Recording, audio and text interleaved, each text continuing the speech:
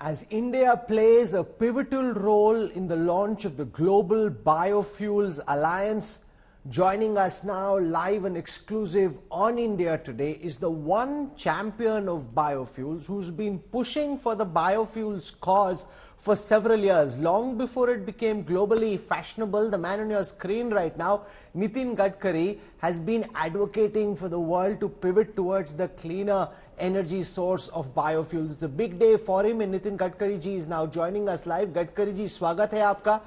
उस वक्त से आप बायोफ्यूल्स की बात कर रहे हैं, इस टेक्नोलॉजी को, इस फ्यूल को अडॉप्ट करने की बात कर रहे हैं, जब लोगों को लगता था कि ये न जाने क्या है, चलेगा भी कि नहीं, इंजन तो नहीं खराब हो जाएगा, ठीक से चलेगा कि नहीं। How big a day is this for you when India has pushed for this global biofuels alliance? हमारे दर्शकों को बताएं कि इससे exactly होगा क्या, कैसे बायोफ्यूल्स का अडॉप्शन आपके हिसाब से इस अलायंस के बाद अब इंक्रीज होगा। गडकरी जी, वेलकम। सबसे पहले मुझे बहुत इस बात की खुशी है कि पूरे वर्ल्ड में हिंदुस्तान ने जो इनिशिएटिव लिया है उसको रिकॉग्नाइज किया है। हमारे देश में किसानों की समस्या ये है कि हमारे पास जो शुगर केन है, यानी शुगर है, व्हीट है, राइस है, कॉर्न है, इनकी प्राइस कभी कभी एमएसपी जो हमारी है, मिनिमम प्राइस जो सीक्रेट प्राइस, उससे भी कमर्शियल प्राइस, मार्केट प्राइस कम है। और इसलिए diversification of agriculture towards energy and power sector, ये निर्णय भारत सरकार ने किया है। और उसमें सबसे अच्छी बात है कि शुगर के जूस से इथेनॉल बन रहा है, मोलाइसिस से बन रहा है, कॉर्न से बन रहा है, ब्रोकन राइस से बन रहा है, व्हीट से बन रहा है, फूड ग्रेन से बन रहा है, अब बायोमास से और बाम्बू से भी बन रहा है। और बायो इथेनॉल अब 20% पेट्रोल में डाला जा रहा है। अभी कुछ दिन पहले टोयोटो की हमने जो गाड़ी है इनोवा, वो हाइब्रिड गाड़ी थी, उसको लॉन्च करने का मौका मिला। और ये जो गाड़ी है ये इलेक्ट्रिक 60% तैयार करती है और बाकी इथेनॉल पे चलती है। ये कॉस्ट इफेक्टिव है और इसके साथ साथ पोल्यूशन से बिल्कुल ग्रीन फ्यूल है, और मुझे लगता है कि ये बहुत बड़ा रिवोल्यूशन है। दूसरी ओर जो परली राइस स्ट्रॉ है, उससे हमारे यहाँ पानीपत में प्लांट का काम शुरू हो गया है, प्लांट का प्रोडक्शन शुरू हुआ है। उससे हमारे राइस स्ट्रॉ से बायो इथेनॉल बनता है, बायो बिटुमिन बनता है, और बायो एविएशन फ्यूल अभी बन रहा है। भारत हमारा दुनिया में ऐसा देश होगा कि जो बायो फ्यूल भी बनाएगा और जिसके कारण हम दुनिया को यह टेक्नोलॉजी दे सकते हैं। इसके साथ साथ हम लोग परली से बायो सीएनजी, बायो एलएनजी भी बना रहे हैं। और मुझे खुशी है कि केवल इथेनॉल में नहीं, electric, ethanol, methanol, biodiesel, bio CNG, electric, और उसके साथ अब ग्रीन हाइड्रोजन, जो कचरा है और वेस्ट वाटर है, उससे इलेक्ट्रोलाइजर की मदद से हाइड्रोजन तैयार करके अभी हम एनर्जी को इंपोर्ट करने वाला देश है, पर धीरे धीरे हम एनर्जी को एक्सपोर्ट करने वाला देश बन रहे हैं। लिथियम आयन बैटरी में हमारे यहाँ अलग अलग प्रकार की केमिस्ट्री डेवलप हो रही है, हाइड्रोजन से लेकर लिथियम आयन तक, और इथेनॉल से लेकर मेथेनॉल तक के ट्रक अभी शुरू हुए हैं।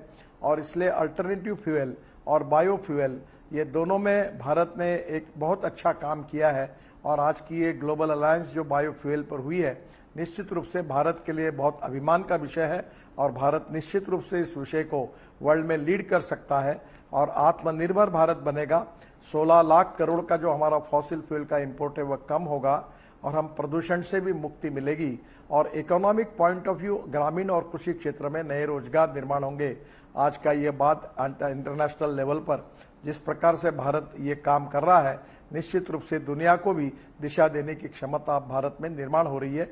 इस बात की मुझे बहुत खुशी है। गडकरी जी, आपके हिसाब से इंडिया की जो टोटल फॉसिल फ्यूल कंजम्पशन है, उसका कितना हिस्सा हम लोग बायोफ्यूल से आने वाले वक्त में रिप्लेस कर पाएंगे? आपने क्या टारगेट्स रखे हैं, क्या डेडलाइंस रखी हैं? कितना, अगर जैसे जो अभी पेट्रोल डीजल पे हम लोग चलते हैं, कितना हिस्सा हम लोग इस बायोफ्यूल्स में मूव कर सकते हैं? देखिए, ये एकदम इसका अंदाज लगाना इसलिए कठिन है कि हमारी ग्रोथ है हर साल, वो 10% हम एक्सपेक्ट करते हैं, पर उससे भी कई गुना ज्यादा है, क्योंकि हम हाईवे ऐसे बना रहे, तो गाड़ियों का भी, ऑटोमोबाइल इंडस्ट्री भी लगातार साइज बढ़ते जा रहा है, इसलिए फॉसिल फ्यूल की डिमांड भी बढ़ रही है। पर मुझे लगता है जिस प्रकार से हमने अल्टरनेटिव फ्यूल और बायो फ्यूल पे काम किया है, तो मुझे लगता है कि इसका बहुत बड़ा इम्पैक्ट आने वाले 5 साल में देश में होगा। अब कितना फॉसिल फ्यूल कम होगा ये तो नहीं बता पाऊंगा, पर मुझे विश्वास है कि बहुत बड़े प्रमाण पर फॉसिल फ्यूल के बजाय अल्टरनेटिव फ्यूल और हमारा बायो फ्यूल यूज होगा। और इसमें किसानों को समृद्धि और संपन्नता मिलेगी और प्रदूषण कम होगा। जैसे दिल्ली की हम बात करते हैं, पराली जलती थी, अब पराली लोग खरीद रहे हैं और पराली से bio CNG, bio LNG, ethanol तैयार हो रहा है, बिटुमिन तैयार हो रहा है। और पानीपत में जैसे प्लांट शुरू हुआ, अब पराली मिलने में अड़चन आने लगी, अब पराली जलना बंद हो गया, जिसके कारण दिल्ली के प्रदूषण में भी कमी आएगी। तो इसका इम्पैक्ट 5 साल में काफी बड़ा आएगा। एग्जैक्टली कितना आएगा, क्योंकि डिमांड भी बढ़ रही है, इसलिए उसको कहना थोड़ा मुश्किल होगा। कॉस्ट में क्या फर्क है? जितना हम लोग 1 लीटर पेट्रोल डीजल के लिए पे करते हैं, अगर बायोफ्यूल्स का अडॉप्शन बढ़ता है, आपके हिसाब से जो कस्टमर्स को कॉस्ट देनी पड़ेगी उसमें क्या फर्क है? कस्टमर्स को जो पैसे देने पड़ेंगे उसमें क्या फर्क है? देखिए, अगर फ्लेक्स इंजन की गाड़ी अगर 100% इथेनॉल पर आती है, और ऑलरेडी हमने लॉन्च की है, तो उसमें इथेनॉल का रेट 60 रुपए लीटर है और पेट्रोल का रेट 120 रुपए लीटर है।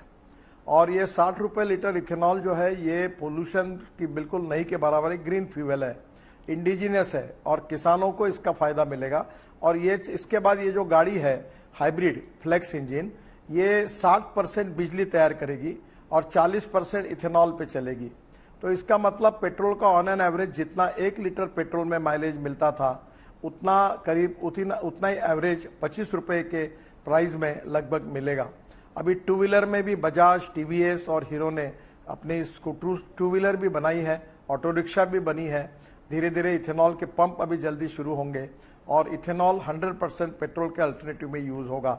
दूसरी ओर बेंगलोर में कर्नाटक स्टेट ट्रांसपोर्ट की 25 बसेस को 15% मिथेनॉल जो कोयले से तैयार होता है, उसको हमने ऐड करके पायलट प्रोजेक्ट सक्सेसफुल हुआ है।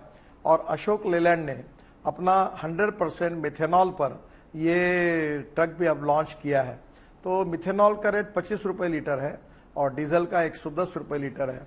और कोयला हमारे देश में लो क्वालिटी का कोयला बहुत है, तो कोयले से मिथेनॉल भी बनेगा और उसके साथ एक डीएमई बनेगा, जो डीएमई हम करीब 30 से 40% तक एलपीजी में ऐड करेंगे, तो हमारा गैस का सिलेंडर भी 100 रुपए से कम होगा। ओवरऑल इंपोर्ट में परिणाम होगा, इकोनॉमी इंडिया में डेवलप होगी, रोजगार निर्माण होगा और प्रदूषण भी कम